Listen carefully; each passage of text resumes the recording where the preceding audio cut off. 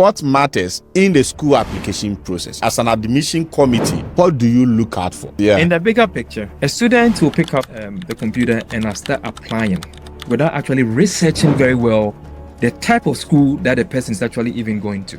But then in the institutions that we have the community college. Number 2, we have comprehensive universities who focus more on teaching than research. And then there is an R2 who also do some research and some teaching. And then there's R1 institutions like the Harvards. And Doc, is there a reason why you are sharing some of this information? I'm sharing this because when I read the SOPs or when I read the statement of objectives, why they want to pursue, you could tell that they don't really know or understand some of these challenges. So that's why I said the requirement gathering is very important before you make the move. Because once you understand that, then you know exactly what you want. Hello guys, so welcome back to the channel. Now, today we have a special edition for our study abroad journey and process.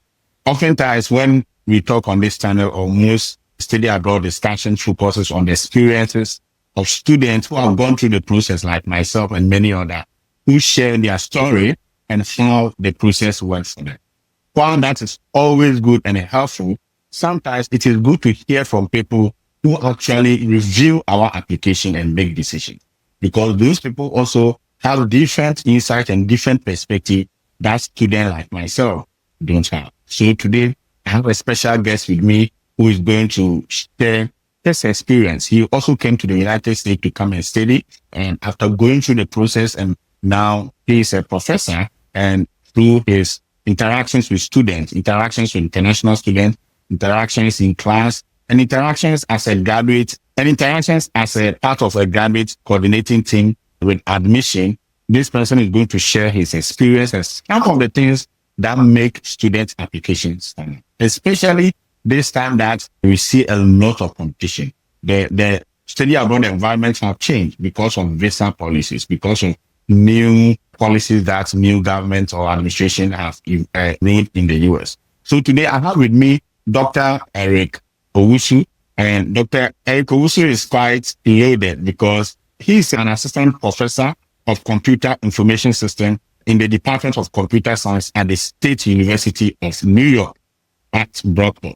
He holds a PhD in information technology from Towson University, along with a graduate degree in cybersecurity, publications design, and publication design.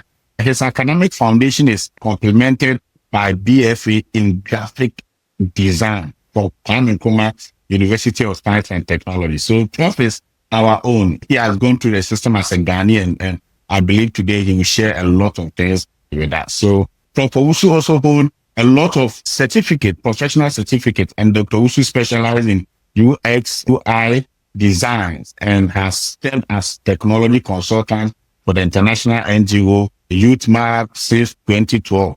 I believe Doc will share some information about that with us. His work bridges academia and industry with a focus on cybersecurity, user-centered design, and digital transformation in undeserved communities. This is a lot of work, and I always value people who are doing so much and also have time to contribute to developing and training young people like myself and like yourself. So, Dr. Owusu, welcome back to the channel. Thank you. Thank you very much for the privilege, that you've given me as well to share, some of these insights. Thank you very much. And thank you, Doc. And I know school is starting very soon, so you have a lot of things on your hand. As a professor, you are preparing for your syllabus. I believe you have already done that. You are reviewing the list of students, and so many things are going on at this point. And also, as somebody who is into graduate admission, I believe that is also another part of your job that makes your work very elaborated. So thanks for your time and for sharing this with us. But let's begin with this. Admissions, right? Now you are a professor. You journeyed yourself. You came to the US to study. You went through all the challenges. You did the master's application. You did 2 or 3 masters. You did your PhD application. So as a professor, you also went through the process yourself. That's right. Lived experience, right? Yes. And now you are also teaching, and you are reviewing admission letters, or we are reviewing applicants and applications, making interviews in teams or with your department and all that. Now, I want you to explain to us. I want you to explain to us what matters in the school application process. If you are reviewing as an admission committee, what do you look out for? Okay. Yeah, that's a good question. And I wish I knew this way back when I was applying way back in the 2000s.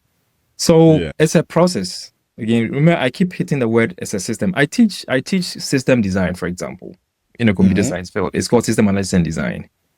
And if you see how systems are built, it comes from some level of processes.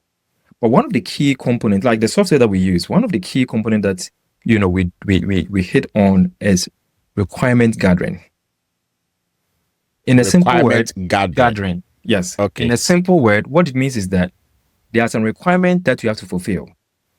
I'll give you a simple point. I'm sorry because I'm a professor, I'm using those examples, I'll teach my students with.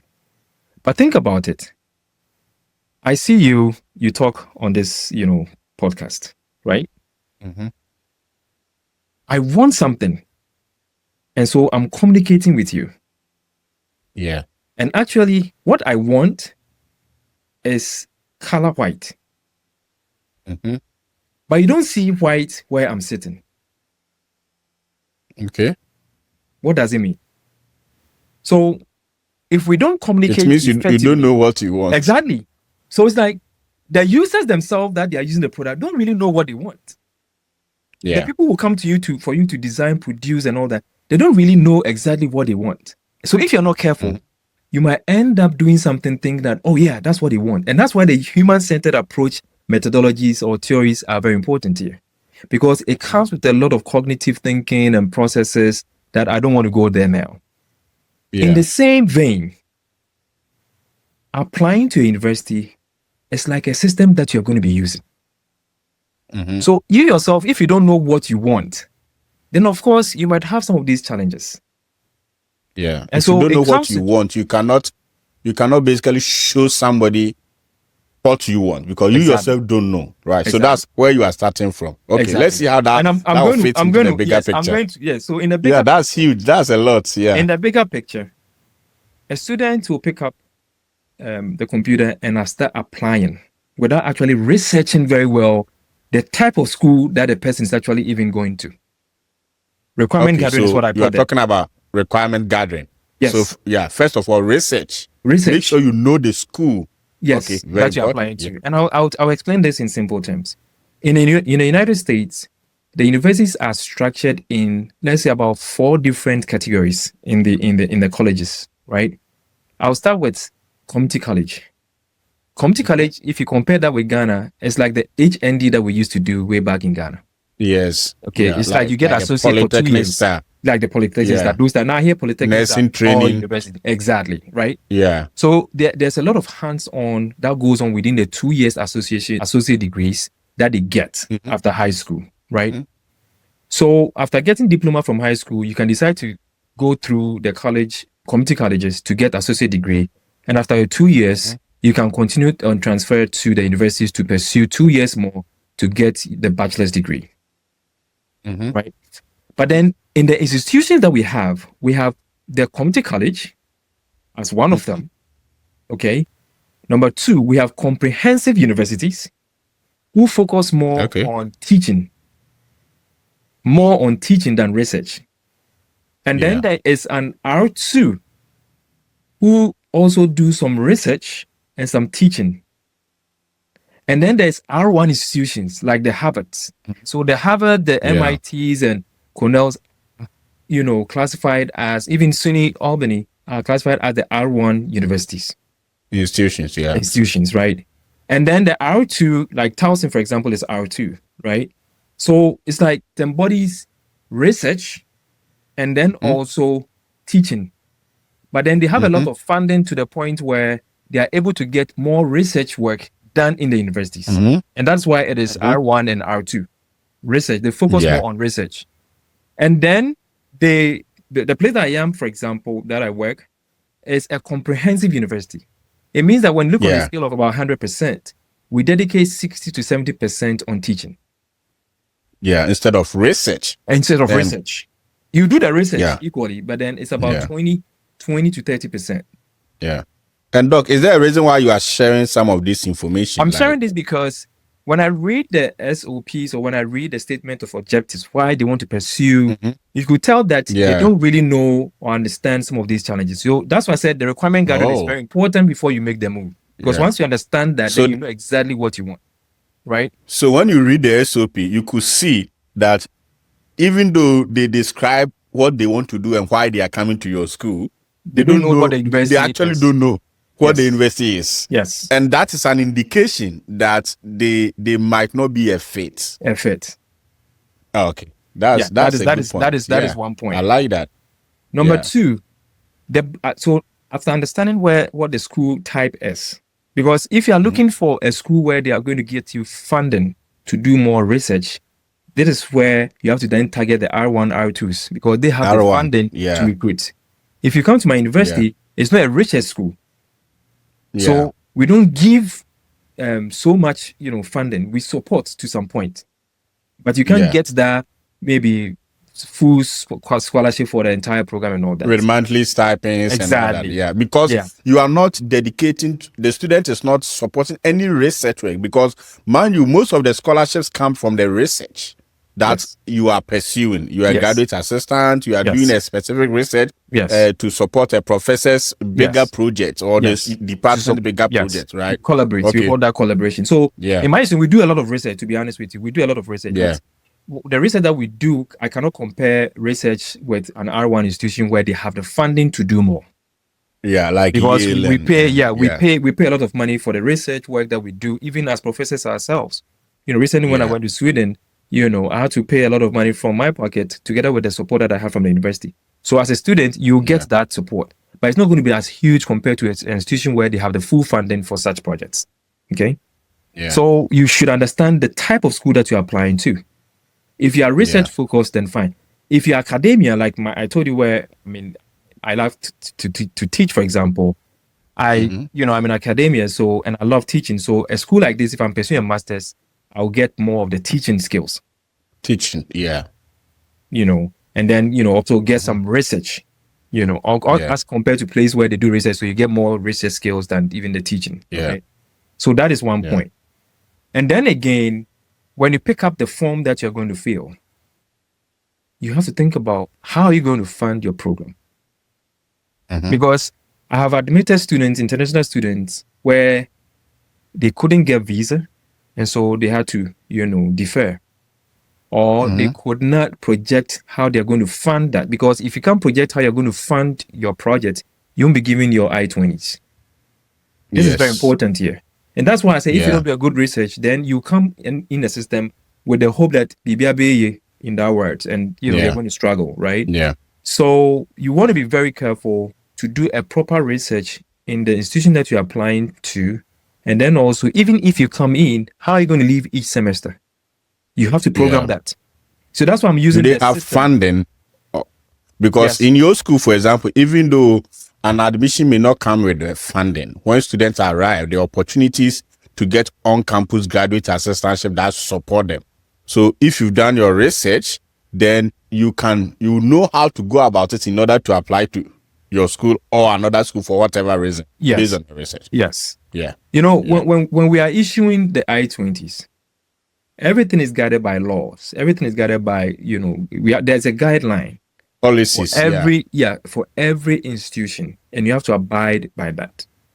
So you don't come and tell us that, yes, you have the funding, and then you come and then you struggle. Yeah, we see that a lot these days. Exactly. Yeah. So you have to be very careful and make sure. In my, like I said, I had support back home, so it was much easier, for me to, get some of these opportunities. So you really have to do that proper research. That's why I call it the requirement gathering, right? So you have to understand that there are some limits. For example, you have to show at least 1 year full funding of financial background before you be considered for an I-20. It's written there. You went through that process too, so you know this process, right? So it's very, very important. So from the admission point, I work with the graduate office. I'm the graduate director for my program at the computing science department. And so I work under the graduate office. Mhm. Now, I can tell you that I don't get to see some of the stuff until it comes to my table for me to evaluate. We call the word evaluate. Yeah. Now, before it comes to my table, the graduate office must check to see whether your transcripts are in the system. Very important. Okay. Without a transcript, they don't look at it. It doesn't go far. It will get stuck Mm. at that place. So there are processes. Without a Remember, I told- transcript. So transcript is key. Yeah. very important. Everybody Mhm. should be able to transfer their credits that they had in Ghana from Tech, Legon, Mhm. K University, wherever, right, into the World Education Service. The platform. West. Yes, Yeah. West. Yes, it's a third Yeah. third party company where It's like, U.S. government they evaluate. Yeah. evaluates you. You have to get that before you even start to apply, because you can apply without that. I have a lot of people sitting there. I stare at them all the time because their transcript is still not true, and it takes some weeks or months to get that. Yeah. Right. So that, and it Yeah. has to be genuine as well. Like, it has to go to. You have to take it from the university directly. Nobody touches it now because of electronic. It goes a bit faster. That is very important. If you don't Yeah. convert, we don't even look at it. Okay. Number two. Okay. Yeah. The graduate office would also assess the financial strength and everything, that you have to provide. That's why I said it's requirements. So you can't do anything. Yeah. Our GPA is 3.0. I've seen people who are applying that don't have 3.0 GPA.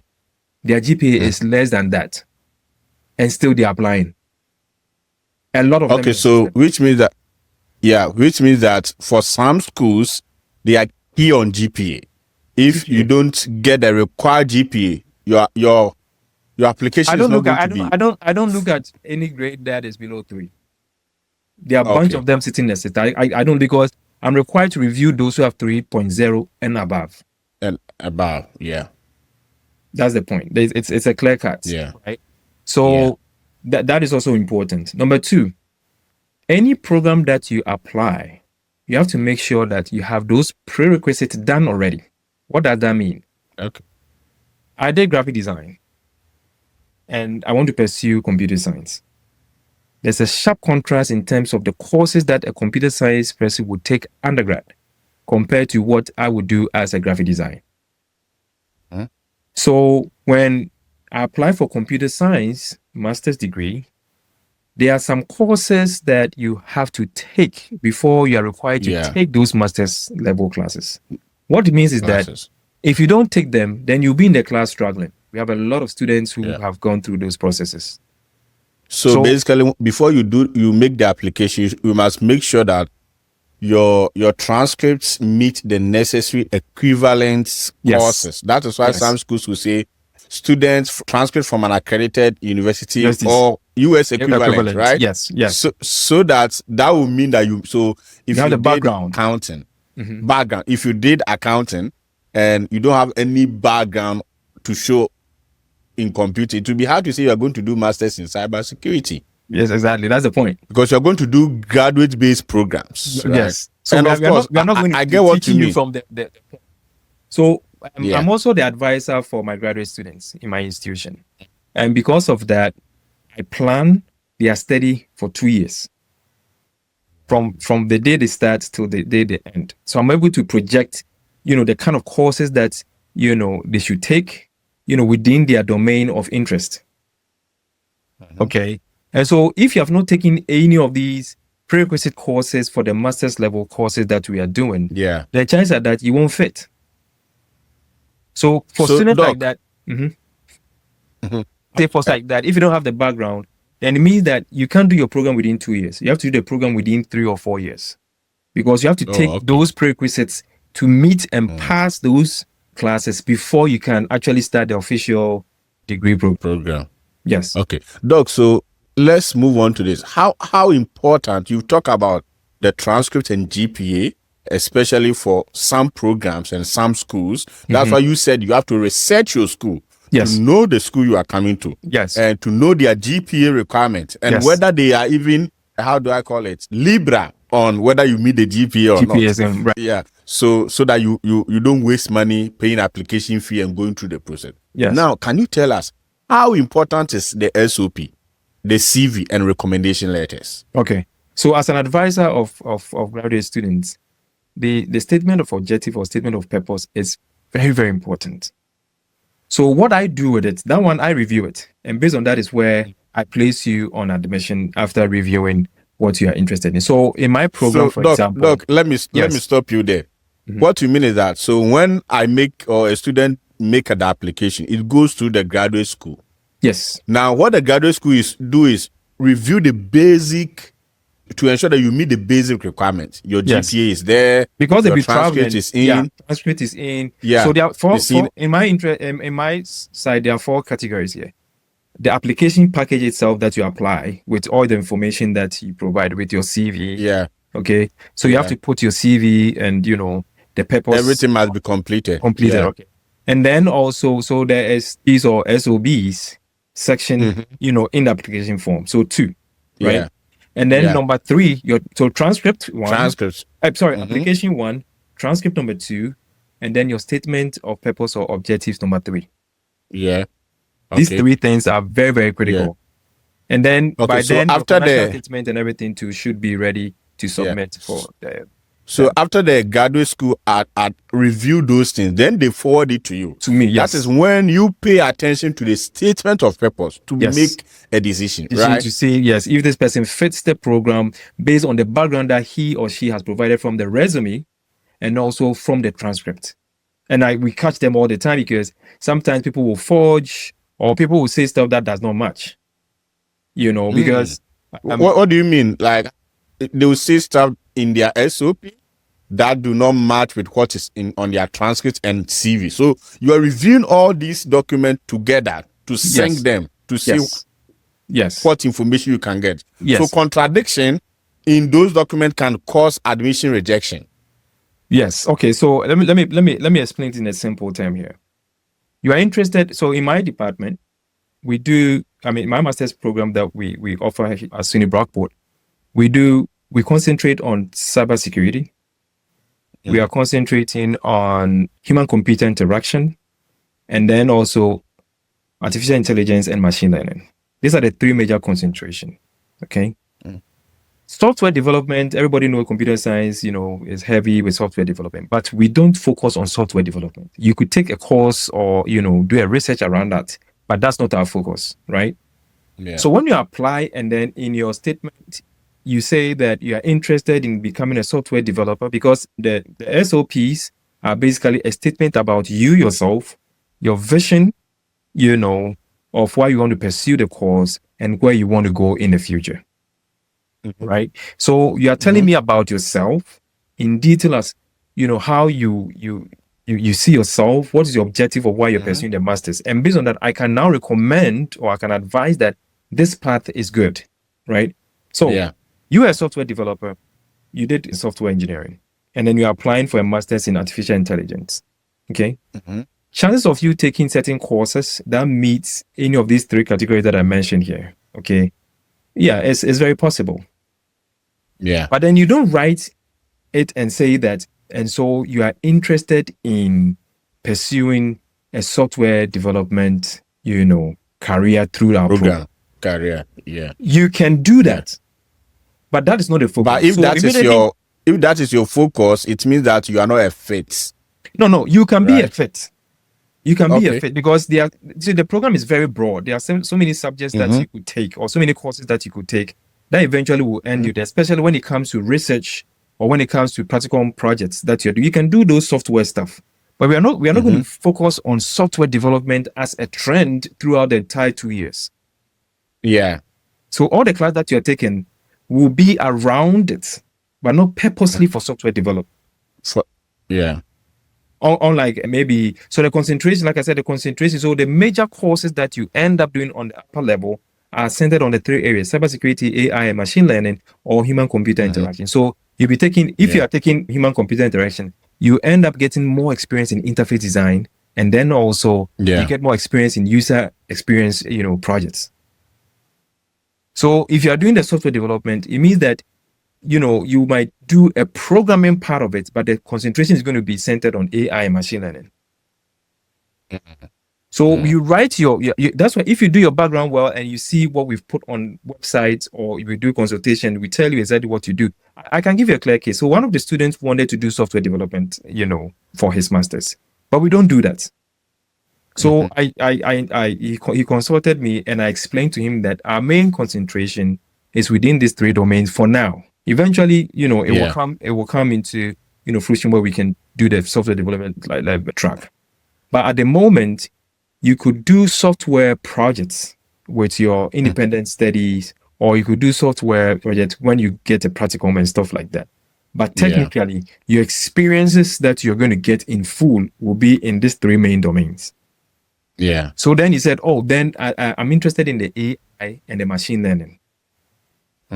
So you see where the thing is. In his statement that I was reviewing, there was not, because you don't want to admit a student with a mindset that he's coming to do software development, and then he comes and then it's machine learning. Then it means you didn't do right with the students. Yeah. And that's why you have to do your background very well to see exactly what you want to do. What you want. And you demonstrate that in your statement of purpose. So, yes, you demonstrate that in a statement. And then it has to match your transcript, because now that you say you want to do AI and machine learning, then I can look at your transcript and see how many courses did you take undergrad that meets that criteria, so that you don't struggle in the classroom with those students who are pursuing those classes. Yeah. Doc, in that case, let me ask, how about professional experience? Somebody might not have taken classes in his undergrad, but can he demonstrate from his CV or his professional experience that I've been working with, let's say, Google project, and I've been focusing on this, and through my exposure, my experience working on this project for 2 years, I have an interest in human-machine interactions or whatever. Okay. Can that suffice? Can that be a good reason for you to admit such a student based on his professional experience? I had a student who had a very good GPA, but then he has a lot of, I think, 20 years of experience in IT projects. Right? Wow. Okay. That's a lot. Exactly. But he did not do, all the 3 concentration that we're talking about.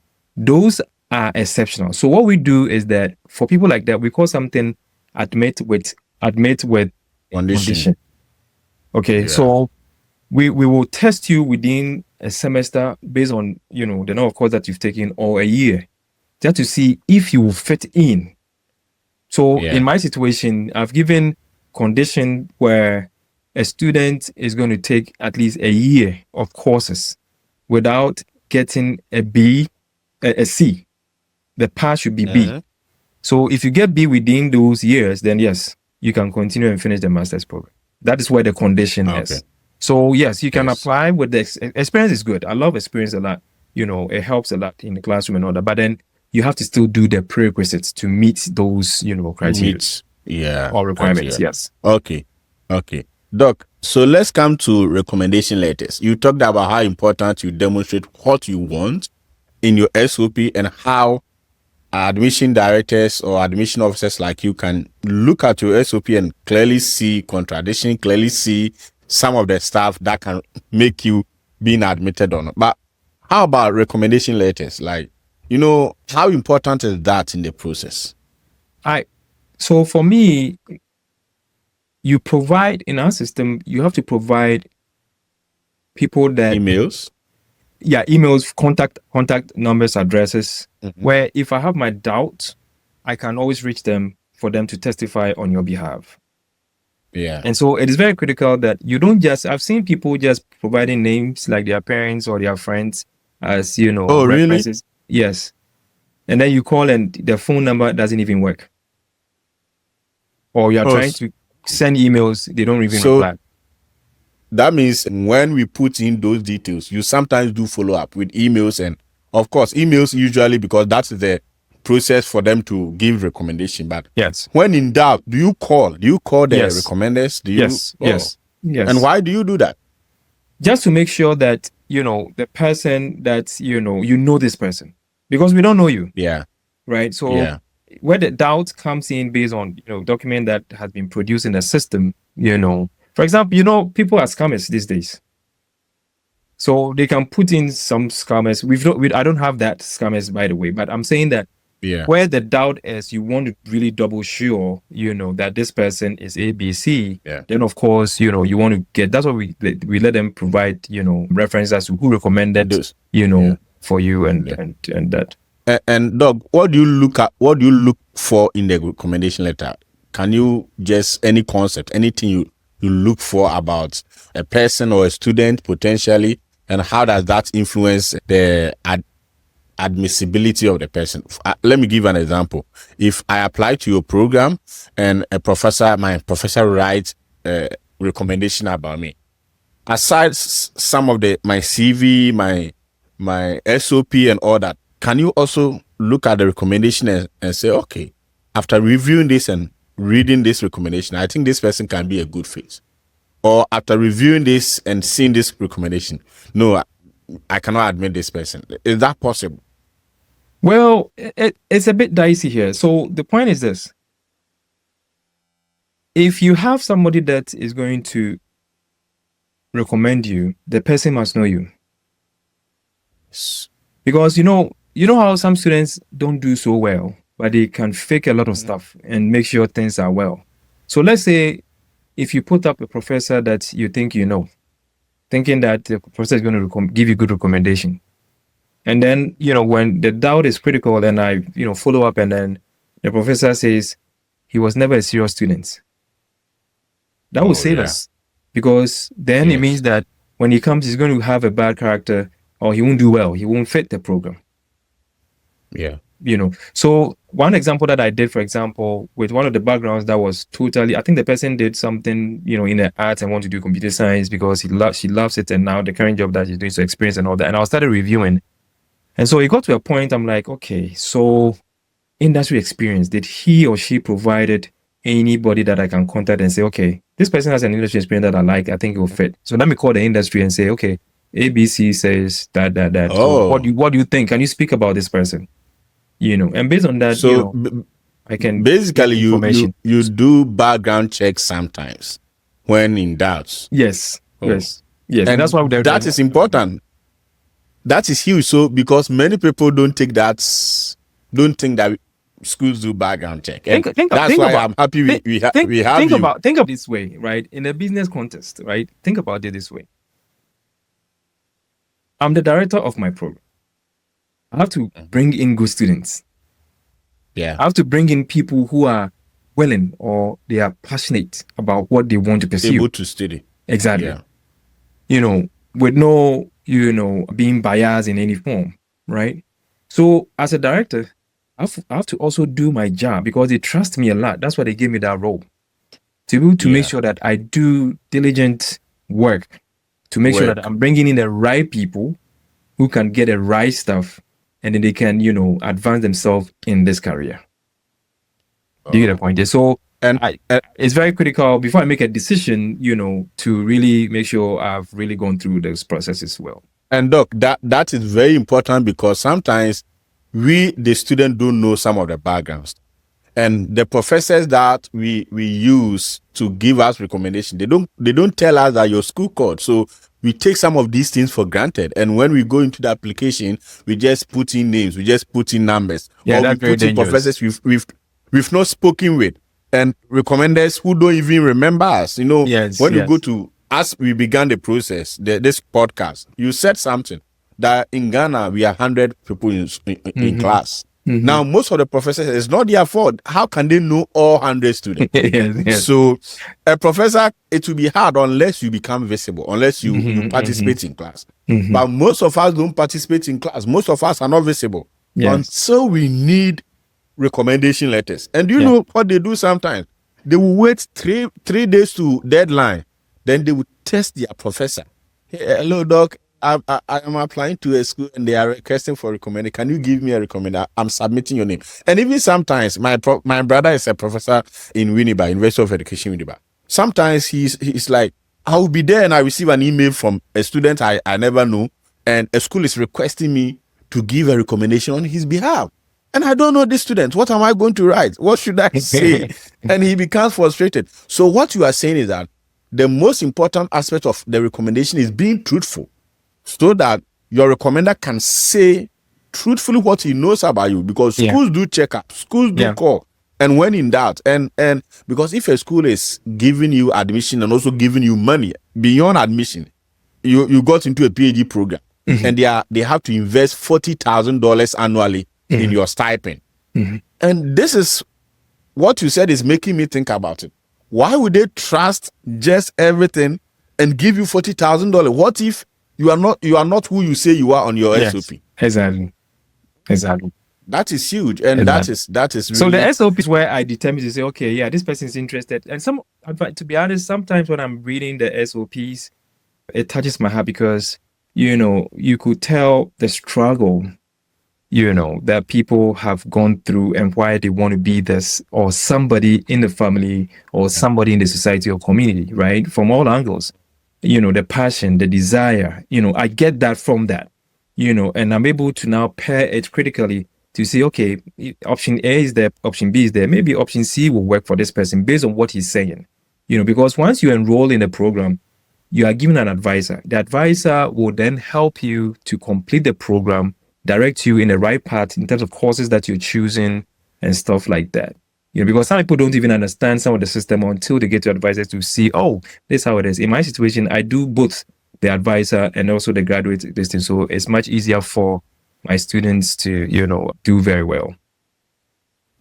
So, Doug, before we end this podcast, now there's a different political environment. There's different now. Visa application has become, even if you get a visa, you are given 3 months single entry, which means that when you come to school and for some research sake, you have to go to Canada, Mexico, even Ghana for data collection. You cannot come back unless you get another visa.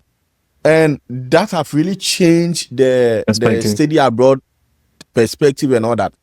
Now, it is also expensive. Students have to do WES evaluation. That costs money. Students have to do pay for application fee. That costs money. And most of our students do not have money because they are doing national service, economic situation back home. What advice will you have for incoming students who are preparing to apply for school? Can you advise your young self when you were coming? What do you think they should do so that they don't waste money, they don't waste time, they don't like make effortless application that will get them nowhere. They don't pay so much to get visa denied and all that. Even as school application is beginning, August, September, October, you are opening your doors for students to apply. What are some of the things people should consider, should think about, or in a word of advice, 1 or 2 minutes before we end this podcast? Okay. First of all, I would say be truthful. When I say truthful, you should really, assess yourself very well if financially you can support yourself throughout the program. And so once you're able to solve that, then you can pursue. In doing that, there are opportunities. Okay? If the school has funding, you should be applying for the funding, making sure you are getting the funding. It's very important. All these resources has to be tapped in before you even decide to go for, your visa. Or else you come and then, you get stranded. So for me, my quick advice will be, yes, we want the international students. The policies are difficult. It's much tighter now. All eyes on you, But then if you challenge yourself to do well, or you have the burning desire to excel, then of course that should be an opportunity for you, because you don't want to come and get stranded. That I will hit all the. If you don't have the money, don't come. If you don't have the funding, don't come, because we're going to pay for you. Think about it. Yeah. You don't be walking on the streets.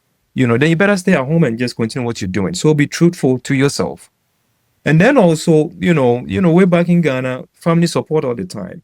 So if your parents are alive, have conversations with them that this is what I want to pursue. I want to gain some kind of foreign experience in the United States with this particular program. I have people who are pursuing certain programs to come back home to, come back to the community to, take it to the next level. We have a lot of people who can testify that they went back home and they are doing better, because they came to study. So you should make sure that if your parents are alive, or your supporting system, is very strong in Ghana, or elsewhere before you make the move. And then you come and then you can now, apply for some of these opportunities. But I would say right from the get-go, because the fees Have are an high, idea. especially have an idea, a great idea where you want to pursue this, where you want to go, what will be your plan B, plan A, plan C, even plan D and plan F, right? Yeah. So that whatever the situation, you can excel through those challenges.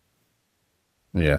Okay, Doc, thank you. But before you go, can you tell us about Youth Map? I know that through your, I would say, your corporate social responsibility as part of being the professor and Yes.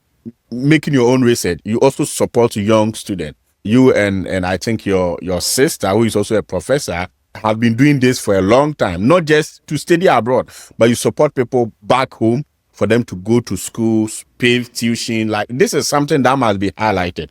Recently, one of the students I coached, Peterson, I prepared, and he is in the US now. He went through your hands, like he went through this foundation. Tell us something small about the NGO, the Youth Map. What is it about? So who are your targets and what do you seek to achieve before we end this? Okay, great. Thanks for the opportunity. So it's a simple NGO called Youth Map that one of my relative had their vision way back in 2009, 2010 to support. It's like when God bless you so much, you want to also give, right? That was the thing here. And we've seen a lot of people who are from Africa and they are here, they are citizens, and their kids are going to school, and they can't even visit the university that they are trying to go to. The application processes, when it starts, after high school, you have to go through certain steps, and all those stuff, they can do it. So we took the chance to help the young people to be, especially for the ones that their parents are not there for them, they're busy, they are struggling, all that, where we could walk them through the process and help them apply to the schools and go to the right school where they can meet financially. Yeah. And so when we apply for FASA, like, student loans, there are a lot of processes. Yeah. That's how the whole thing started, before we came to Ghana. Yeah. And so we started with a small group, and then they started growing. But then we thought about where we went. I went to a Palm Secondary School in Central Region. Oh, you. Yes. Wow. And, looking back, I did my O-levels there. Looking back, the processes, like I said, infrastructure, the struggles and stuff like that, we have an association that we joined.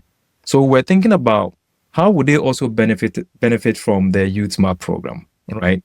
So the abilities that we have in supporting, which we do from our own pockets, mostly, we started a Ghana branch under, the leadership of Nkunimdi Asante Enchi, who is in Ghana.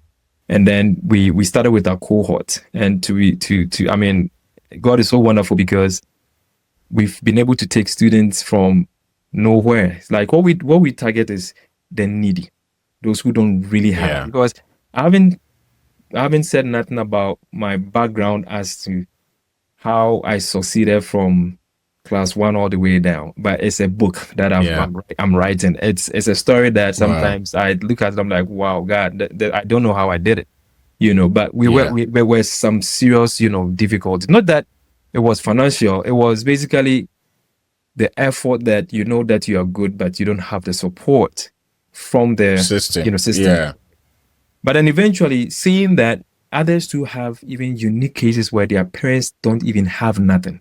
So what we do is that we visit your home to hear your story, just to make sure that we are on the right path. Like the current situation, one of the students, one of the youngest students who went to, I think he's in UCC pursuing pharmacy, for example, that we are sponsoring. There's nothing. It's like they pass very well, but they don't have the support. All right. Yeah, so no money to take them to school. That's the point. So what we've done is that we gather all these, and then we pay for their tuition. When your case is good, we review, we pay for your tuition for 4 years. For the pharmacy, we are paying for 6 years. And we are basically doing with friends. We contribute, and then we pay for their tuition, we give them food. When, we have some items, we send them, we buy them their laptops and all that. We need people to even help us to do more. So we extend it to everybody that qualifies. You have to apply to qualify, register, and then we get opportunity to mentor them within the 4 years. And we have some in Canada, we have some in Cornell, we have some, like you said, Ohio, doing their masters, and it's been good. We have a lot. If I'm not mistaken, I think 20 people already graduated, and out of the 20, some are already, in the master's program. Recently, there was one that we posted who completed. There was one guy who passed the national quiz, this thing that stood for APMAM. He's one of them. So when I came to Ghana, was it last year or last 2 years? Last year. Was it last year or last 2 years? Last year, I think last year. We held a program during election time, actually. During election time, we came, and then they all came. We saw them. Because, in everybody's life, I don't know whether you have one of them, everybody should be entitled to a mentor. Yeah. As a professor, I will always say, I say this to my students all the time, because what mentorship does is that they have a lot of experience that they can share and guide you so that you can arrive safely.